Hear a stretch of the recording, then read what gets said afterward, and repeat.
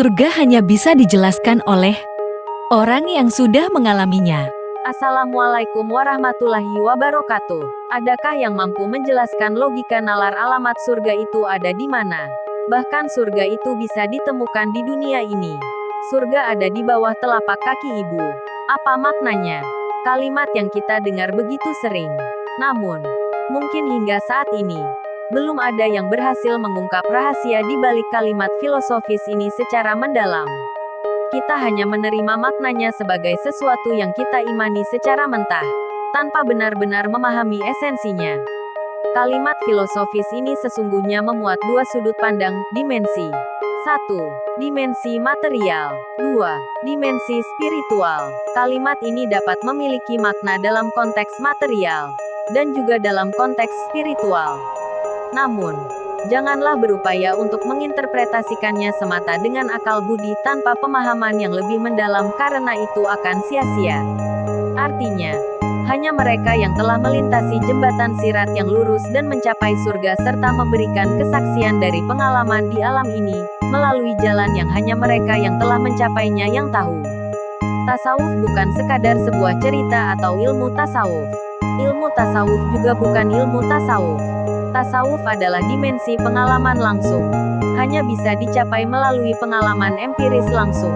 Tasawuf itu sendiri adalah alam kesaksian tentang segala aspek dari agama ini yang akan dirasakan dan dibuktikan secara langsung melalui pengalaman EMPRIS. Ini bukanlah ilmu yang bisa dipelajari dari orang lain atau melalui literatur. Melainkan, ia harus dialami sendiri. Oleh karena itu, bagi mereka yang belum pernah mencicipi surga, lebih baik untuk tidak mencoba-coba mengartikannya, karena hal tersebut dapat membuat akal dan pengetahuan mereka semakin terbatas. Mengungkapkan kebenaran dengan kata-kata saja masih dianggap mengeluarkan kebenaran, namun mengungkapkannya melalui pengalaman dan potensinya merupakan bahasa kesempurnaan spiritual yang muncul melalui penyaksian jiwa dalam dimensi rohani. Itulah petunjuk kehidupan. Jadi, ini bukanlah sekadar tentang teori, bukan sekadar tentang benar atau salah, bukanlah sekadar pandangan, dan bukanlah subjek diskusi. Mari kita urai, di alam tersebut, mereka yang telah sampai pastinya telah melewati kematian berulang kali. Dan kalimat bijak Nabi tentang, tidak akan kalian temukan surga di akhirat jika tidak kalian temukan surga di dunia, hanya bisa dimengerti oleh orang-orang khusus yang mengikuti jalan yang sama yang ditempuh oleh Nabi Muhammad. Nabi kita melihat surga pada zaman 1400 tahun yang lalu dan bahkan menceritakan isi di dalamnya, seperti bidadari dan taman-taman surga. Ini berarti surga bukanlah sesuatu yang hanya menanti di masa depan. Surga telah ada sejak zaman Nabi Adam, dalam masa lalu, dan akan tetap ada di masa yang akan datang.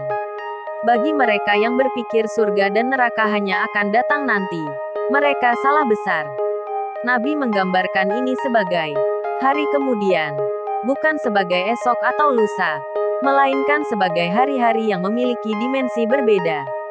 Hari-hari ini hanya dapat diakses jika kita bisa menemui alam di balik dimensi dunia ini, melalui pintu gerbang kematian.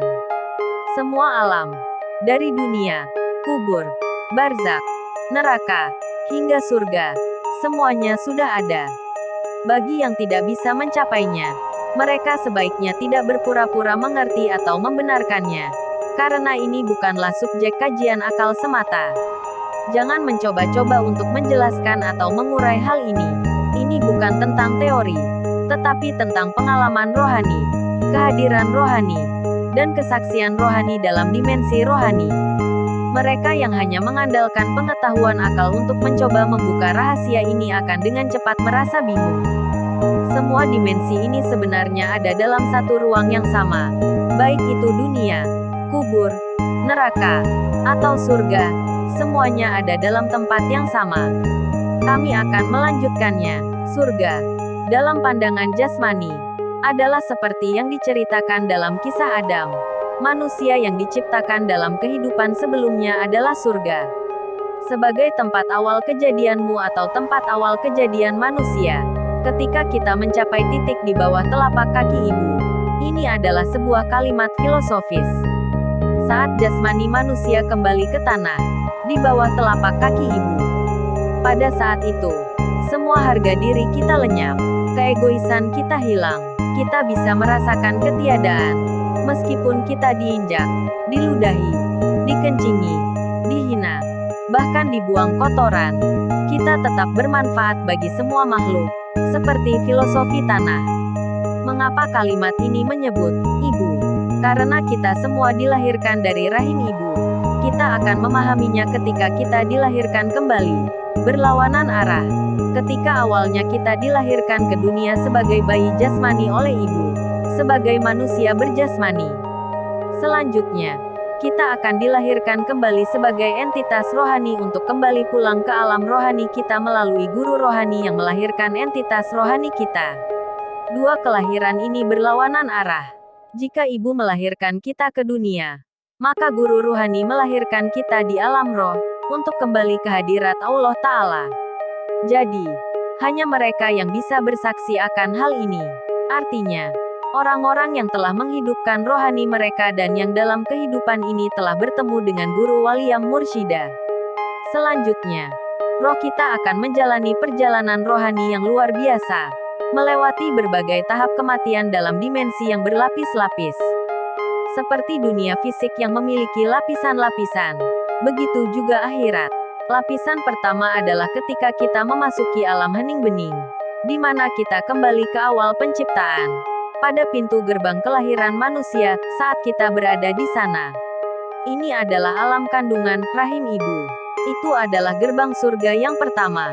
Di atasnya, kita akan mengalami berbagai lapisan kesadaran rohani yang berulang kali mati dan hidup kembali. Semua ini ada dalam dimensi yang berbeda-beda. Ada, tiada, ada, tiada, dan seterusnya. Kita akan mengalami kematian berulang kali. Roh kita akan terus naik, tidak hanya terhenti di gerbang rahim ibu. Sampai akhirnya, roh kita akan mendekati arsy Allah Ta'ala setelah melewati proses mati berulang kali. Tanda-tanda pada manusia yang telah mencapai tahap ini sangat jelas dan terang, yaitu adab, budi pekerti, dan perilaku yang penuh kerendahan, sopan, dan merendahkan diri seperti tanah karena di tanah ada surga bagi aspek jasmani, atau alam jasmaninya. Dari tanah kita berasal, dan ke tanah kita akan kembali.